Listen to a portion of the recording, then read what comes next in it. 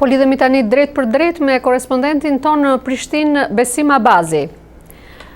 Besim, cilat janë reagimet e para në Prishtinë pas shpalljesave opinionit të Gjykatës Ndërkombëtare të Drejtësisë?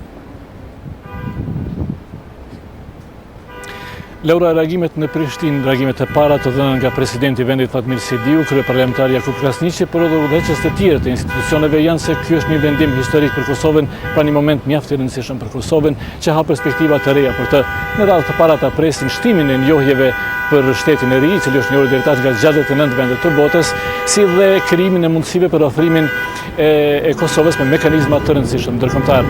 Ata dhe kësaj radhe shfrytzuan mundësinë që t'i bëjnë thirrje Beogradit të njohë realitetin e ri në Kosovë dhe të punojë për ndryshimin e marrëdhënieve tashmë të ngrirë ndërmjet Prishtinës dhe Beogradit, po ashtu edhe pjesëtarëve të komunitetit serb që do bëjnë pjesë e proceseve politike në vend, të punojnë së bashku me shumicën për një jetë më të mirë. Vëzhguesit dhe njohësit e mirë të drejtës ndërkombëtare thonë ndërkaq se opinioni i sotëm i Gjykatës Ndërkombëtare të Drejtësisë, përveç vlerës politike dhe juridike, ishte edhe një opinion mjaft profesional, si që thonë ata, një fitore absolute e Kosovës dhe që kishte të kaluar madje edhe gjitha parashikimet e tyre.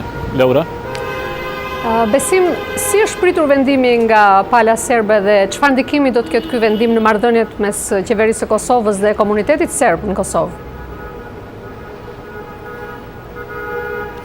Në verimin e Kosovës janë paralajmëruar protesta ndaj vendimit të Gjykatës Ndërkombëtare të Drejtësisë, ndërkaq që në gjitha kishat ortodokse serbe në Kosovë kanë filluar lutjet për, siç thuhet, zgjidhjen e drejtë dhe paqësore të çështjes së Kosovës.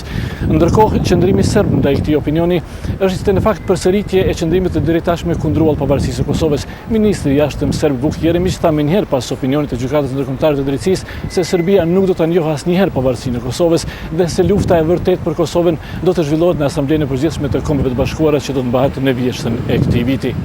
Laura? Besim, dhe cilat pritet të jenë hapat e mëtejshëm të qeverisë Kosovës pas këtij vendimi? Çfarë zhvillimesh priten pas këtij opinioni? Pas këtij opinioni është e natyrshme që qeveria e Kosovës do të bëjë përpjekje dhe institucionet e Kosovës do të bëjnë përpjekje për të shtuar numrin e njohjeve, me që shtimi i tyre është mjaft i rëndësishëm, siç dihet, edhe për betejën e mëtejshme politike të asaj që pretendon në Beogradin në Asamblenë e Përgjithshme të Kombeve të Bashkuara, por vëzhguesit thonë se institucionet e Kosovës, krahas punës në rrafshin ndërkombëtar, duhet të përqendrohen në rrafshin e brendshëm për të përballur me sfidat që shfaqen përpara tyre, përfshirë edhe çështjen e vendosjes së sundimit të ligjit në gjithë territorin e Kosovës, përballjen me luftën kundër korrupsionit të tjera. Por mbi të gjitha vëzhguesit thonë se Prishtina megjithatë duhet të jetë përgatitur se Beogradi, pavarësisht nga opinioni i Gjykatës Ndërkombëtare të Drejtësisë, do vazhdojë ta sfidojë pavarësinë e Kosovës dhe do të pritet që të zhvillojë një luftë tjetër diplomatike për të përfituar sa më shumë në këtë. Prandaj Prishtina duhet të përqendrohet në të dyja rrafshet sipas vëzhguesve. Laura? Faleminderit.